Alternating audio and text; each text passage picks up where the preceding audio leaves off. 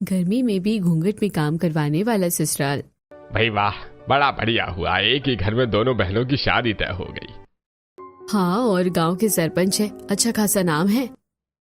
अनीशा और निकिता, तुम दोनों शहर में पली बड़ी और गांव में शादी के लिए हाँ कह दिया, क्योंकि ये मेरे मम्मी पापा की पसंद है और हमें ये रिश्ता मंजूर है। वहीं दूसरी तरफ उनके होने वाले ससुर और गांव के सरपंच रामलाल जी पंचायत में बैठे होते हैं। अरे भाई सरपंच जी, आप अपने दोनों छोटे बेटों की शादी शहर में क्यों कर रहे हैं? क्या शहर की बहुएं घूंघट में सारे काम करेंगी? हाँ, मैं इस गांव का सरपंच और उनका ससुर हूँ। हमारी प्रथा का सम्मान करवाना मेरी जिम्मेदारी होगी। समय बीतता है और आज मंडप में अरुण और नीरज दूल्हे बनकर बैठे होते हैं।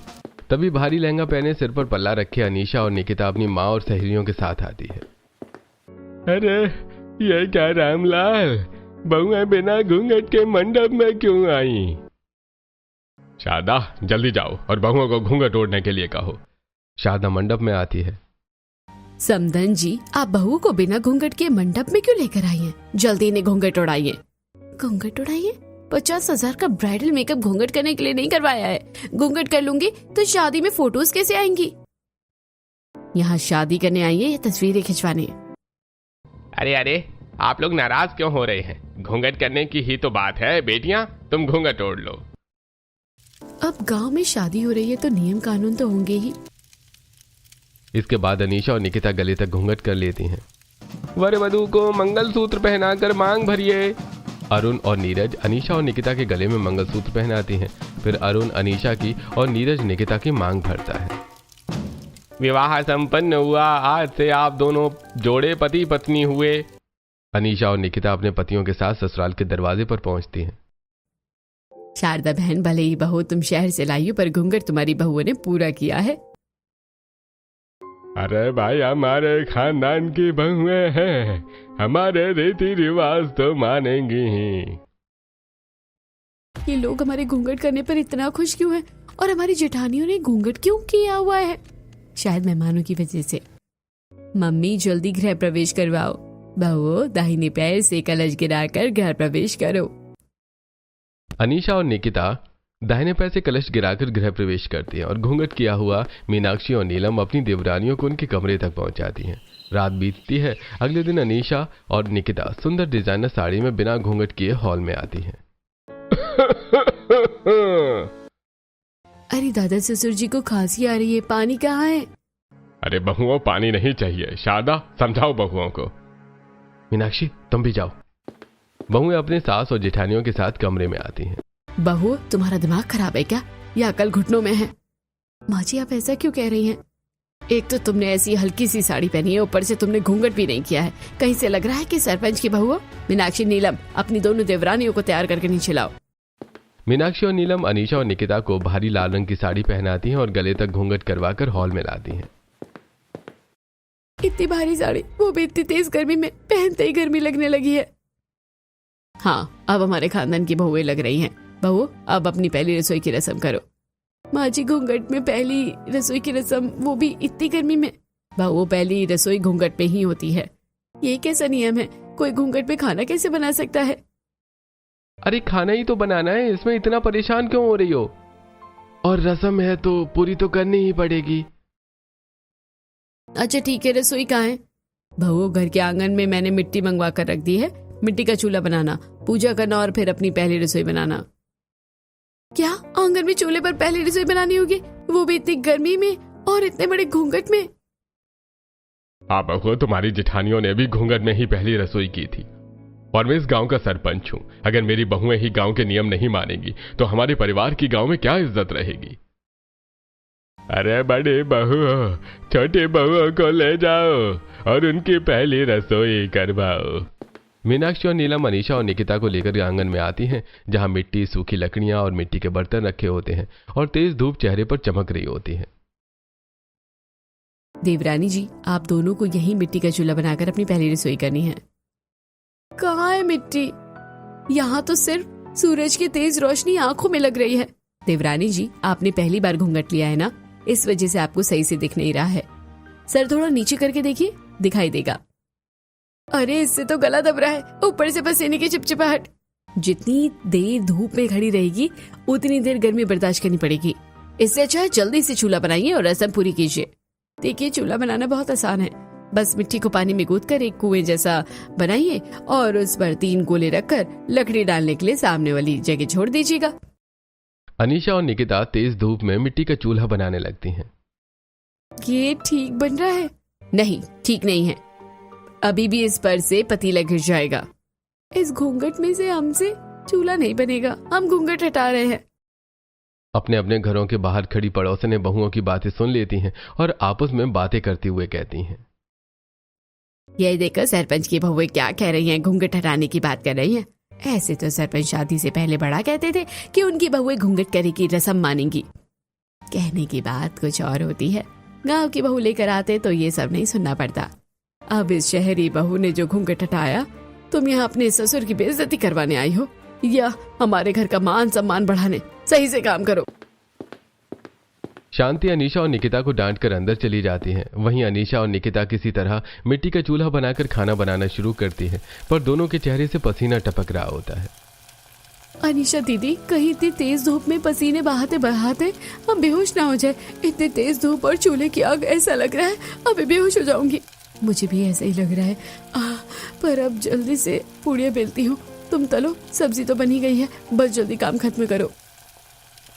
अनीशा पूड़ियाँ बेलने लगती है और निकिता पूड़ियाँ तलने लगती है।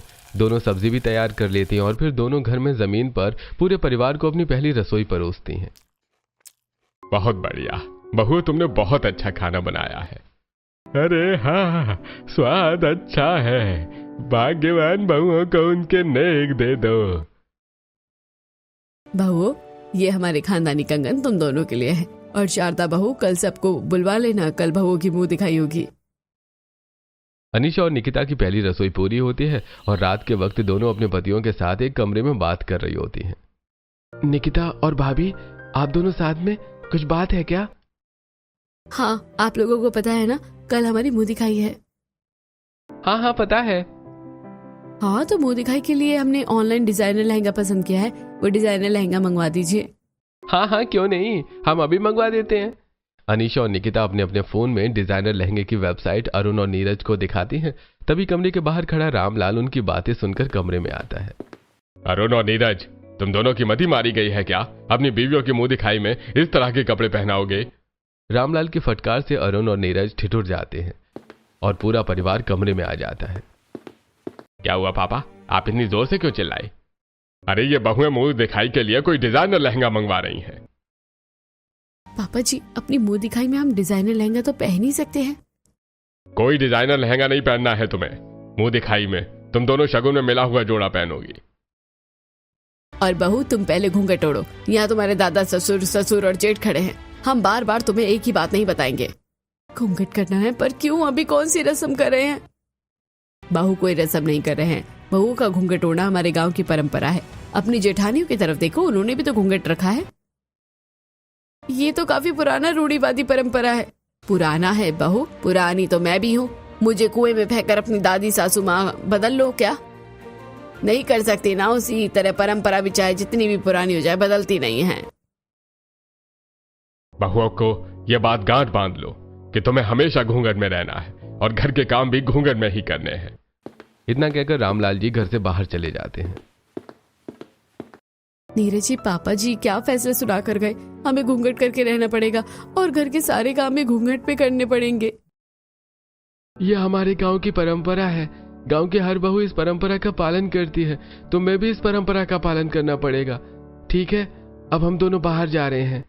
ऐसे ही आज की रात बीतती है। अगले दिन अनीशा और निकिता गर्मी में भारी साड़ी पहने गले तक घूंघट में पसीने से तरबतर अपनी मुंह दिखाई करवाती हैं और फिर अगले दिन दोनों बहुएं गले तक घूंघट किए हॉल में खड़ी होती हैं। बहुओं, ये क्या तार गाछ की तरह हॉल में खड़ी हो? दादी सासू माँ, घूंघट में बहुत गर्मी लग रही है, इसलिए हॉल के पंखे के नीचे खड़े हैं। बहू, खड़े रहने से घर का काम नहीं होगा। देखो हॉल कितना गंदा है। तुम में से एक झाड़ू मारो और एक हॉल के सोफे, पर्दे और तकियों के कवर इकट्ठा करके धो दो। निकिता हॉल के सोफे, पर्दे और तकियों के कवर इकट्ठा करके बाथरूम की तरफ चली जाती है। वहीं दूसरी तरफ अनीशा हॉल में झाड़ू मार रही होती है। क्या झाड़ू मारू? पसीने से पूरा चेहरा भीग गया है। शरीर में चुनचुनाहट हो रही है, ऊपर से कुछ दिखता नहीं। कहाँ झाड़ू मारूं, कैसे झाड़ू मारूं? अरे बहू, तू झाड़ू मार रही है या टाइम पास कर रही है? देख कितना कचरा यहीं छोड़ दिया है। वो दिखाई नहीं दादी सासू माँ, मैं फिर से झाड़ू मार रही हूँ। अनीशा घूंघट में अपनी गर्दन घुमाते हुए गंदगी देखकर झाड़ू मारने की कोशिश करती है और आगे बढ़ते हुए दीवार से टकरा जाती है। अरे माँ, सर फूट गया। अनीशा जमीन पर बैठ जाती है। वहीं दूसरी तरफ निकिता घूंघट में कपड़े धो रही होती है। यहाँ बाथरूम में तो कोई नहीं आ रहा। घूंघट उठाकर फटाफट कपड़े धो लेती हूँ। घूंघट पे कपड़े धोने में सांस फूल रही है। निकिता जैसी बाथरूम में घूंघट हटाती है तभी शांति आ जाती है। बहू, तुम्हारी इतनी हिम्मत, हमारे कहने के बावजूद तुमने घूंघट हटाया? दादी सासू माँ, घूंघट में सही से दिखाई नहीं दे रहा था और सांस भी भूल गई थी, इसलिए सोचा घूंघट हटाकर फटाफट कपड़े धो लूं। बहू, तुम दोनों कितना बहाना करती हो। तुम्हारे ससुर गांव के सरपंच है, सब उनकी बात मानते हैं और उनकी बहुएं उनकी बात ही नहीं मान रही हैं। पर घूंघट में काम ही क्यों करना है? बिना घूंघट किए भी तो काम कर सकते हैं। बहुएं ही गांव की मान सम्मान और इज्जत होती है, इसलिए हमारे गांव में बहुओं को घूंघट करने के लिए कहा जाता है और सभी बहुएं घर के सारे काम घूंघट पे ही करती है। तुम घूंघट करो और फटाफट काम करो। निकिता दोबारा घूंघट कर लेती है और कपड़े धोकर तेज धूप में छत पर सुखाने के लिए डाल देती है। ऐसे ही एक दिन, अरे बहू, आज खाने में बैंगन का भरता बनाना और कच्चे आम की चटनी भी बनाना। घर में बैंगन और कच्चे आम नहीं है। अरे नहीं है तो बाजार से खरीद कर लेकर आओ। वो मैं चूल्हे पर चावल और दाल बना रही हूँ, तो बाजार कैसे जाऊँ? हम सब्जी मंडी चले जाते हैं, थोड़ी देर इस घूंघट से छुट्टी तो मिलेगी। हाँ, हम चले जाते हैं सब्जी मंडी, हमें सब्जियाँ खरीदनी आती है। ठीक है, वैसे भी घर का छोटा मोटा काम बहुएं ही करती है, पर ध्यान रहे चेहरे से घूंघट हटना नहीं चाहिए। इसी तरह जाना और इसी तरह सब्जी खरीद कर वापस आना।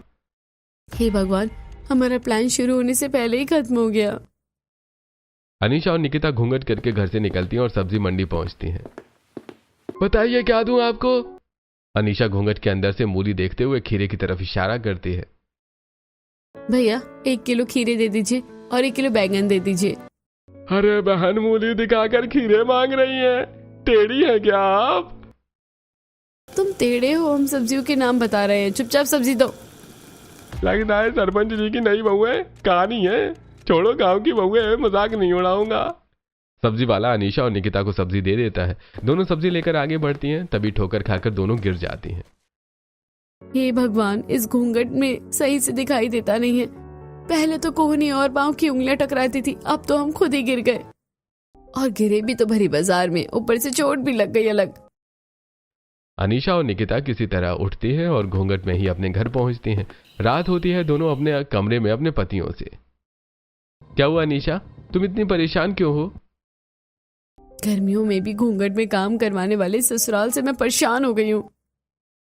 ये तो गांव की परंपरा है, इसमें परेशान क्यों हो रही हो? हमसे घूंघट में घर के काम नहीं होते। कभी सर टकरा जाता है, कभी सांस फूलती है, कभी हम गिर जाते हैं। आप पापा जी से बात क्यों नहीं करते? नहीं, हम पापा जी से कुछ नहीं कह सकते। गांव के सभी लोग इस नियम का पालन करते हैं और पिताजी खुद इस परंपरा को मानते हैं। तुम्हें परंपरा माननी पड़ेगी। आपसे नहीं होगा तो हम खुद पापा जी से बात कर लेंगे। अगले दिन अनीशा और निकिता पंचायत की तरफ आती हैं। गौरव, अगर तेरी बीवी गांव के नियम नहीं मान सकती तो अपनी बीवी के साथ गांव छोड़कर चला जा। अरे सरपंच जी, ऐसे कैसे गांव छोड़ के चला जाऊं? ये गांव मेरी भी जन्मभूमि है, यहाँ मेरा भी घर है। अगर यहाँ रहना है तो तेरी बीवी को घूंघट करना पड़ेगा, वरना तुझे गांव छोड़ना पड़ेगा। यही पंचायत का फैसला है। हम ही गांव छोड़ के चले जा रहे हैं। वैसे भी मुझे इतने पिछड़े गांव में नहीं रहना है। वापस चलने की तब पूरी पंचायत एक तरफा सोचती है, कोई फायदा नहीं होगा हमारे बोलने का। अनीशा और निकिता अपने ससुराल वापस आ जाती हैं। ऐसे कुछ दिन बीतते हैं और एक दिन अनीशा किचन में आती है। जेठानी जी ने कहा है कि दही उन्होंने जमा दी है, उसमें चीनी डाली है। दही कहाँ है? हाँ, ये रही। अनीशा घूंघट में चावल को दही समझकर चावल में चीनी मिला देती है और दोपहर में पूरा परिवार खाने पर बैठता है। अरे बहू, तुमने दही में चीनी नहीं डाली।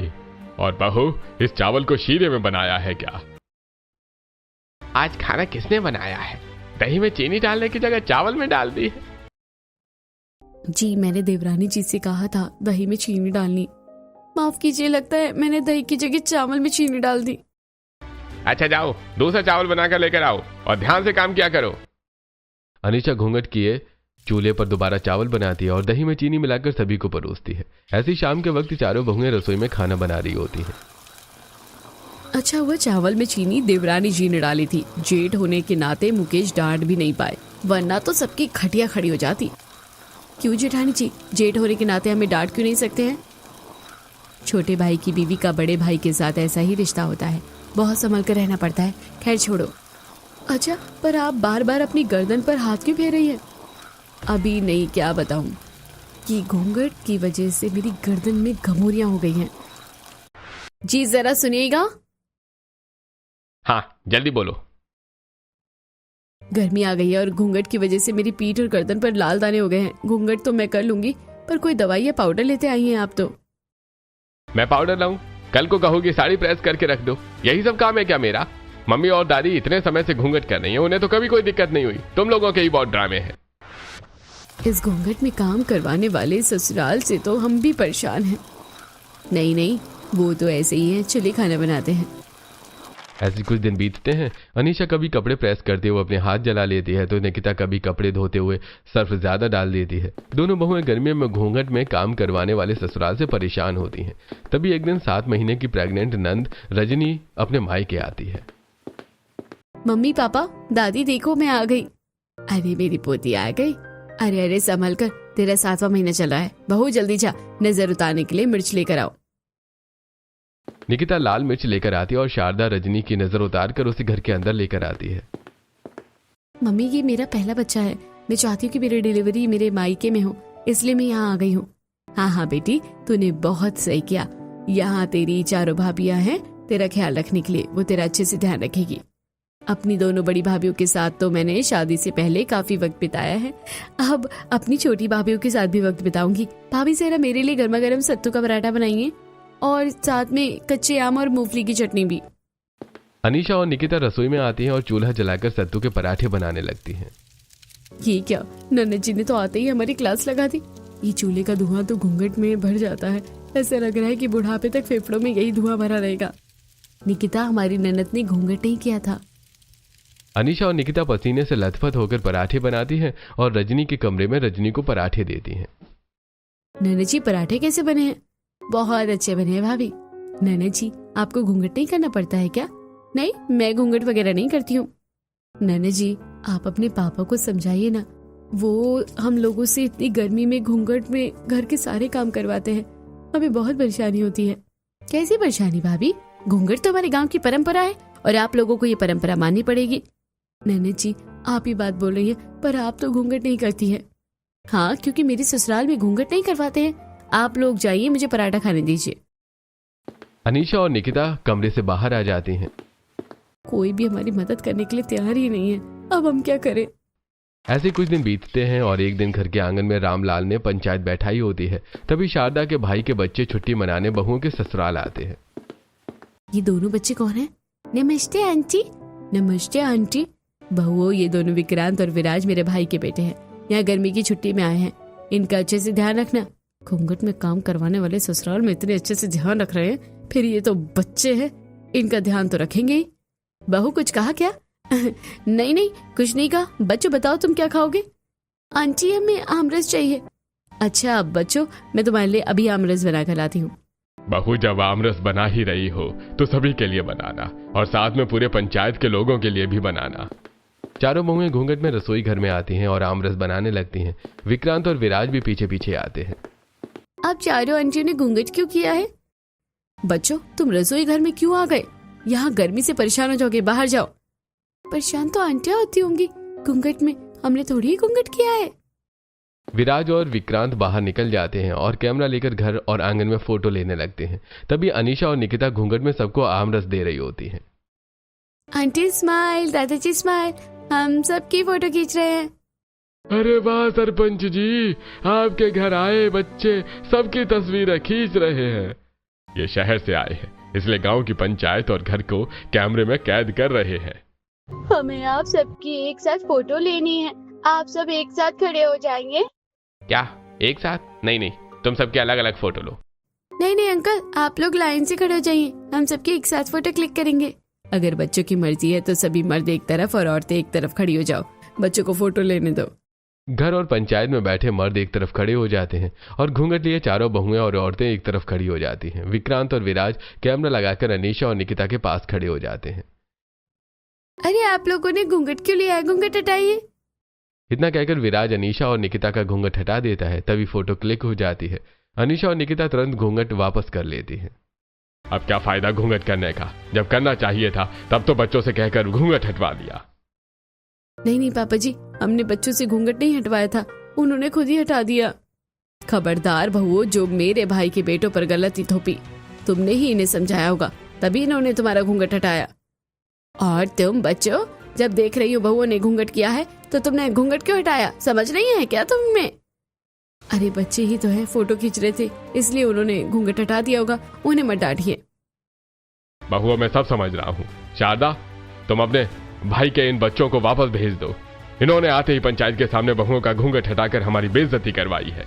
और बहुओं, तुम दोनों ने बच्चों से यह काम करवाकर सही नहीं किया। शारदा बच्चों को शहर वापस भिजवा देती है। कुछ दिन बीतते हैं और एक दिन चारों बहुएं नदी किनारे आती हैं और अनीशा निकिता अपना घूंघट हटा देती हैं। देवरानी जी, आपने घूंघट क्यों हटा दिया? पैदल चलकर आई हूँ, सास बोल रही है इसलिए घूंघट हटा दिया। और वैसे भी यहाँ हमें देखने कौन आ रहा है? हमें तो आदत है, पर तुम लोगों को तो घूंघट में काफी दिक्कत होती होगी ना? काम कर लेती है तुम लोग घूंघट में? कर नहीं लेते हैं, करना पड़ता है। ये देख रही है पाँव की उखड़ी हुई नाखून, ये जली हुई उंगलियां, ये गर्म चूल्हे पर जली है, क्योंकि घूंघट में कुछ दिखता नहीं है, ऊपर से गर्मी अलग लगती है। गर्मी तो हमें भी लगती है और इस घूंघट में काफी परेशानी भी होती है। अगर आप लोगों को भी परेशानी होती है तो आप लोग घूंघट क्यों करती है? हम क्या कर सकते हैं? जिस तरह आप लोगों के लिए ये प्रथा मानना मजबूरी है, उसी तरह हमारे लिए भी ये प्रथा मानना मजबूरी है।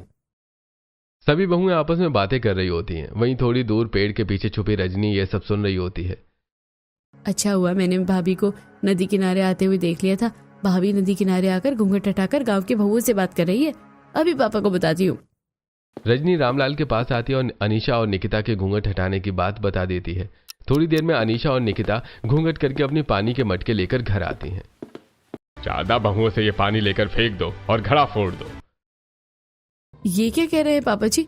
हम अभी नदी से पानी लेकर आए हैं।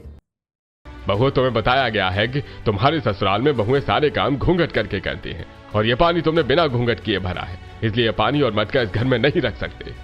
शारदा बहुओं से घड़े लेकर घर के बाहर पानी फेंक देती हैं और घड़े फोड़ देती हैं। बहुओं, तुम बार बार हमारी गांव की परंपरा का उल्लंघन कर रही हो। तुम शहरी तितलियां अपने रंग शहर में ही दिखाना, ये गांव है, समझ में आया? अब जाओ दोबारा नदी से पानी लेकर आओ।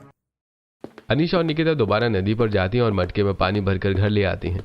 इसी तरह आज का दिन बीतता है। अगले दिन अनीशा और निकिता कपड़े प्रेस कर रही होती हैं। निकिता, याद है ना नदी के पास हमने क्या तय किया था? हाँ याद है, और ये कुर्ता भी पापा जी का है। इतना कहकर निकिता प्रेस से रामलाल का कुर्ता जलाकर रामलाल के कमरे में रख देती है और रामलाल जब अपना जला हुआ कुर्ता देखता है तो, शारदा, ये मेरा कुर्ता जल कैसे गया? मुझे नहीं पता जी, ये कुर्ता तो बहुओं ने प्रेस किया था। मुझे दूसरा कुर्ता दो और बहुओं को समझा दो कि सही से काम करें। शारदा रामलाल को दूसरा कुर्ता देती है और अनीशा और निकिता के पास आती है। बहुओं, तुम दोनों ने पापा जी का कुर्ता जला दिया। माफ कीजिएगा मां जी, घूंघट में सही से दिखा नहीं, गलती हो गई। अच्छा ठीक है, अब सही से काम करना और थोड़ी हल्दी और चूना पीसकर मुझे बाथरूम में दे जाओ। अनीशा रसोई में होती है और हल्दी नमक पीसकर शारदा को बाथरूम में दे देती है। थोड़ी देर में शारदा नहाकर बहुओं के पास आती है। बहुओं, तुमने घर वालों को परेशान करने की कसम खाई है क्या? मैंने हल्दी चूना कहा था और तुमने हल्दी में नमक मिला दिया। सब्जी बना रही हो क्या? सॉरी माँ जी। अब कहो कि घूंघट में दिखा नहीं। हाँ माँ जी, घूंघट में चीजें पहचान नहीं हो पाती हैं। तो सीख जाओ, क्योंकि तुम्हें घूंघट में ही रहना है। ऐसे ही एक दिन निकिता और अनीशा सड़े हुए आलू और सड़ी सब्जियां लेकर घर आती हैं। बहु, तुम दोनों ने तो कहा था कि तुम्हें सब्जियों की अच्छी पहचान है, ये क्या सड़ी सब्जी लेकर आ गई हो? क्या, हमने तो अच्छे आलू ही उठाए थे। तुमने ठीक ही उठाए होंगे, पर तुम्हें दिखा नहीं कि सब्जी वाला तुम्हें खराब आलू दे रहा है। कैसे दिखता दादी, सास घूंघट कर रखा था ना, पर कोई बात नहीं, हम इसी को छाट कर सब्जी बना लेंगे। ऐसे कुछ दिन बीतते हैं और एक दिन रामलाल पंचायत में बैठा होता है। सरपंच जी, आपको पता है मेरी बीवी ने घर की साफ सफाई करते हुए पंखे में डंडा मार दिया और पंखा टूट गया। बेचारी घूंघट में देख ही नहीं पाई। अरे मेरी बहुआ ने तो गरम कढ़ाई लाकर अपने पति के हाथों पर रख दी। अब उनकी भी गलती नहीं है, घूंघट में हाथ देखा ही नहीं। अरे लगता है सभी बहुओं को गर्मी में घूंघट में काम करने में परेशानी हो रही है। रामलाल कुछ सोच रहा होता है, तभी रजनी रामलाल के पास आती है। पापा मुझे आपको कुछ बताना है। हाँ बेटी बताओ। पापा बात ऐसी है। रात के 11:30 बजे निकिता और अनीशा रसोई में बर्तन धो रही होती हैं।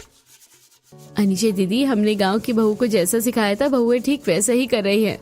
हाँ बस अब एक बार पापा जी के कानों तक ये बात पहुंच जाए तो वो खुद फैसला ले लेंगे। अच्छा तो बहुएं ये सब जानबूझकर कर रही हैं, ये उन्होंने ठीक नहीं किया। सरपंच जी, आपकी बहुओं से ये उम्मीद नहीं थी। आपकी बहुएं हमारी पत्नियों को अपनी बातों में फंसा रही हैं। तुम्हारी पत्नियां दूसरों की बात सुन ही क्यों रही है, पहले उन्हें समझाओ। रामलाल अपने चारों बेटों के साथ घर वापस चला आता है। बहुआ, तुम गांव की बहुओं के साथ मिलकर घर वालों को परेशान कर रही हो और कहती हो कि घूंघट में हमें परेशानी होती है।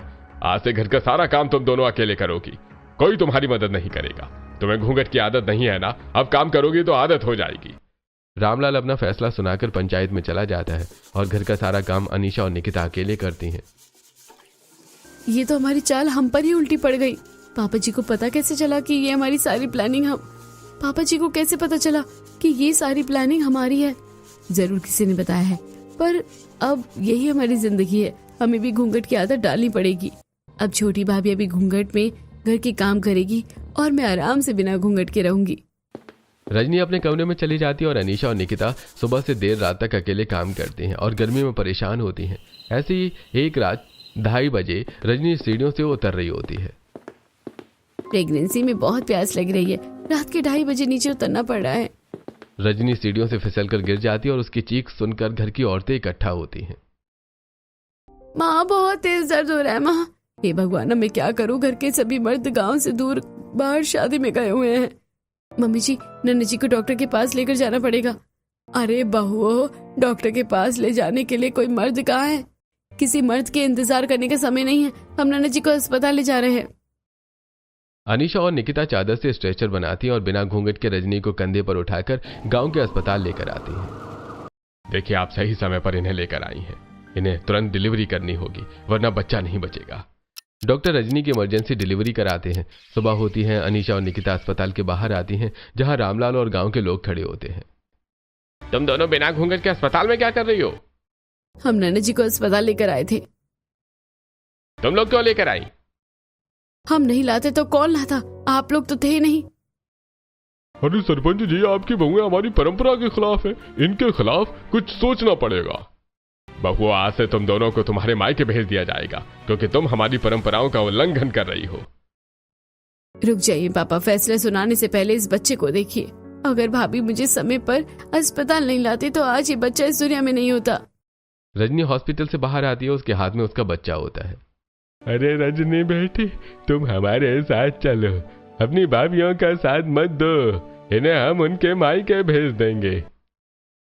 भाभी मायके नहीं जाएगी और ना ही आज से इस गांव में कोई घूंघट करेगी। नंद जी, आप हमारे साथ। भाभी, आज आपकी वजह से मैं और मेरा बच्चा जिंदा है। माफ कीजिएगा, मैंने आपका साथ नहीं दिया, पर अब मैं आपके साथ हूँ।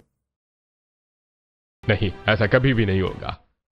तब हम भी यहाँ से नहीं लेंगे। हम सब औरतें यहीं धरना प्रदर्शन करेंगी। और कौन देगा तुम लोगों का साथ? दुर्गा देवी के इतना कहते ही गांव की कुछ बहुएं आकर जमीन पर बैठ जाती हैं। वहीं अरुण और नीरज भी सभी बहुओं के साथ खड़े होते हैं। अरे जब खुद का सिक्का खोटा हो तो क्या कहना, करो धरना प्रदर्शन, गांव की प्रथाएं बदलेंगी नहीं। बहुएं ढोल नगाड़े बजाते हुए अपना धरना प्रदर्शन शुरू करती हैं। अगले दिन मीडिया रिपोर्टर्स आ जाते हैं। रामलाल पंचायत में सभी के साथ टीवी पर बहुओं की खबर देख रहा होता है। क्या आप लोगों को अपनी गांव की प्रथाएं पसंद नहीं है? हमें अपनी गांव की प्रथाओं का सम्मान है, पर हमारे गांव के लोग इस प्रथा को बहुओं के लिए कैद बना रहे हैं। हमें इस बात से समस्या है।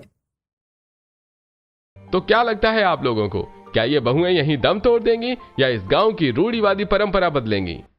अरे ये बहुएं हमारी मिट्टी का पलीता करवा रही हैं। नहीं, परेशानियां होती है। हाँ, पर बहुओं का तरीका सही नहीं है। अगर ऐसी बात है तो हम गांव की बहुओं की बात सुनेंगे। रामलाल पूरे पंचायत के साथ बहुओं के पास आता है, जहां मीडिया रिपोर्टर्स और कई नेता आए होते हैं। आखिर क्या दिक्कत है तुम्हें घूंघट में? हमें आपकी घूंघट से कोई दिक्कत नहीं है, हम घूंघट करने के लिए तैयार हैं, पर जब हम अकेले में होते हैं तब भी हमें घूंघट करना पड़ता है। जैसे कपड़े धोते हुए नदी किनारे, अपने कमरे में, रसोई में, यहाँ भी हमें घूंघट करना पड़ता है। और जब हमें फोड़े फुंसी होती है तो हमारे पति कहते हैं कि हम दवाई क्यों लाए। क्या आप चाहते हैं कि आपकी बहुएं इतनी तेज धूप में मर जाएं? उनकी मांगे गलत तो नहीं है? पापा, गांव की सभी बहुएं अपनी घूंघट प्रथा का सम्मान कर रही हैं, आपको भी उनका सम्मान करना चाहिए। इस धरने पर भी सभी ने पल्लू रखा है। मुझे बहुओं की मांग मंजूर है। आज से बहुएं सिर्फ बुजुर्गों के सामने घूंघट करेंगी और बुजुर्ग भी कोशिश करेंगे कि जब बहुएं काम कर रही हों तो उनके सामने ना आए। सभी बहुएं पल्लू करके अपने ससुराल वापस चली जाती हैं। अनीशा और निकिता, घर की साफ सफाई कर दो, मैं खाना बनाती हूँ, और नीलम कपड़े धो लो। अब देखिए बिना घूंघट के हम कितने अच्छे से काम करते हैं।